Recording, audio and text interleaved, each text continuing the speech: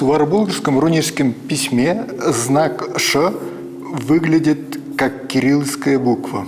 Одинаково. Одинаково, да. Ш. Да, «Ш». Форма буквы арамейского языка.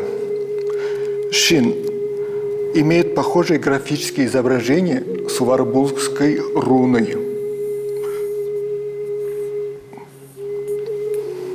Ну, а значение такое же, да?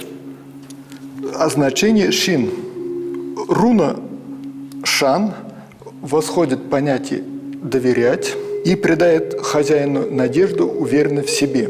Ну, шан – это доверять, и здесь перевод. В египетском иероглифе такой же знак, идентичный, обозначили в фараонских печатях.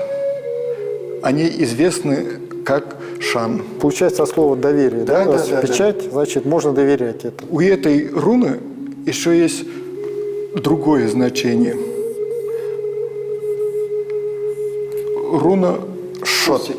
Это расти, развиваться. Древнекитайский иероглиф точно такой же означает росток.